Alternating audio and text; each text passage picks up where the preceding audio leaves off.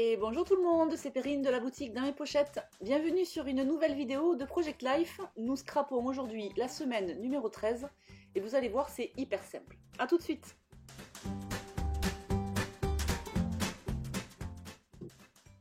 Alors hyper simple parce que vous allez voir, j'ai choisi de faire simple. Donc j'ai utilisé les décos de la collection Printemps Gourmand, j'ai pas fait trop de tamponnage. Enfin, vous allez voir, vraiment c'est tout à fait reproductible à la maison, que vous ayez les embellissements Printemps Gourmand ou pas d'ailleurs. Donc je commence par disposer mes 3 cartes de journaling, puis mes photos. Alors c'était sympa parce que cette semaine-là, sur mes photos, j'avais vraiment une dominante de jaune, un petit peu de vert sur la partie gauche, mais du coup c'était assez facile de choisir les cartes. Je me suis orientée vers des cartes avec du jaune, principalement. Et quand j'avais pas de jaune, j'ai ajouté la couleur avec les embellissements.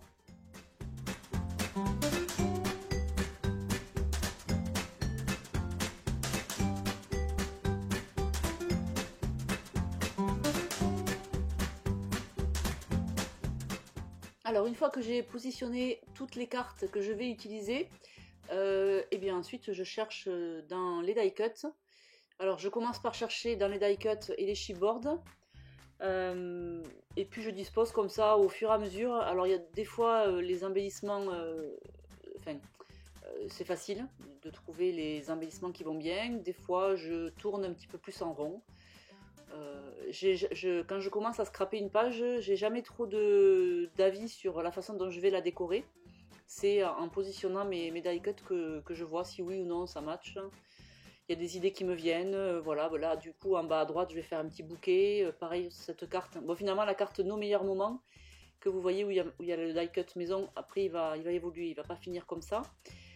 Mais bon voilà, je construis comme ça petit à petit. Là en plus sur cette vidéo, je savais que je voulais faire simple et rapide, de manière à ne pas rater mon rendez-vous de samedi matin, puisque j'ai déjà raté mercredi matin, donc là je voulais vraiment pas me rater. Donc j'ai fait au plus simple, au plus rapide. Et ça va assez vite.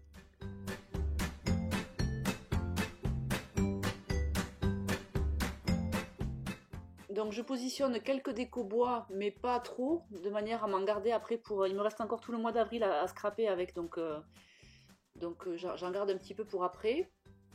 Et puis je continue, donc j'ai commencé avec les die cuts, je continue ici avec les mots.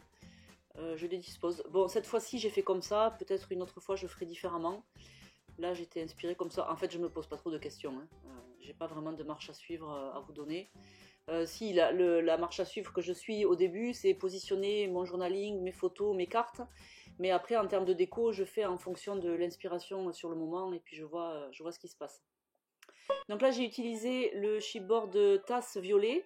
J'ai utilisé le die cut en famille violet et puis je tamponne les petits cœurs avec de la Versafine pour apporter toujours un peu de contraste avec du noir. Là, cette carte à l'ordre du jour, alors j'ai fait un petit bouquet qui ne ressemble pas trop à ce que j'avais prévu, mais c'est pas grave. C'est joli aussi. J'ai découpé dans la planche de mots le mot le repas facile. Et sur la partie jaune, il y a marqué quoi? Une belle journée.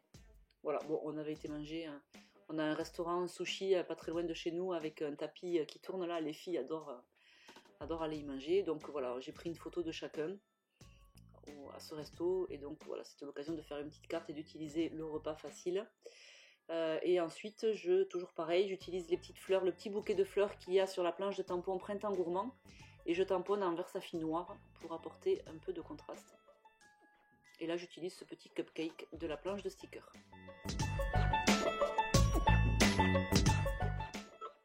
Ensuite, j'utilise ce petit sticker transparent, moment partagé, que j'ai collé directement sur la photo. Alors ça, je vous en avais parlé déjà, j'adore les stickers transparents pour coller sur les photos. Parce que souvent, sur les photos, quand on tamponne, même si on tamponne avec les encres, la StazOn ou la Archival, moi je trouve que ça bave, c'est jamais très net, c'est jamais très joli. Donc j'aime bien les stickers transparents pour mettre sur des photos. Sauf que il faut que la photo ait un espace un peu clair, de manière à ce que le sticker noir se voit. Et donc là j'ai choisi, c'est pour ça que j'ai choisi ce petit coin de table là, un moment à partager, où j'ai mis ce sticker transparent. Et ensuite, je vais utiliser un autre sticker sur la fondue. Voilà, mais il faut vraiment un espace un peu clair sur la photo. Sinon, l'autre solution, il faut penser en fait à laisser un espace un peu clair au moment où vous prenez la photo. Ça rend super bien, par exemple, sur les ciels bleus ou sur les ciels un peu dégagés, là, ça rend bien. Sur la neige aussi, ça peut le faire. Sur la plage, pourquoi pas, si on a un sable qui est assez clair. Voilà, mais ça, faut le penser en amont au moment de la prise de vue.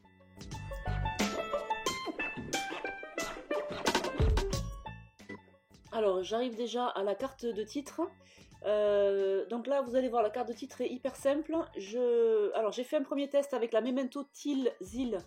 Le bleu se rapproche beaucoup des die cuts que j'ai sur la partie gauche, mais finalement ça me plaît pas. Donc je passe avec l'oxyde Fossilized Amber. Vous savez, c'est un jaune que j'aime beaucoup et que j'utilise pas mal. Ça fait un peu jaune moutarde, j'aime beaucoup. Donc je tamponne le chiffre 13 avec la planche de tampon chiffre. Et ensuite, comme j'ai tamponné en jaune et que ma carte de titre est un fond jaune, je délimite le contour en laissant un petit peu d'espace à l'extérieur. Vous voyez, je ne fais pas le contour vraiment précis de mon chiffre, je le fais à 1 mm à l'intérieur, ce qui donne un effet un petit peu différent. Voilà. Donc ensuite, je le détourne et je vais le coller avec du double face 3D, des petits carrés de mousse. Voilà, et ensuite je vais utiliser là le petit purée, je vais pas avoir le mot, truc où on souffle là, vous savez, avec le vent. Et puis je vais tamponner le mot semaine. Donc ce mot là, vous l'avez sur la grande planche ma semaine documentée. Je vais tamponner le mot semaine en versafine noire pour apporter du contraste, et je vais ensuite tamponner un petit mot en dessous pour décorer et pour habiller un petit peu cette carte.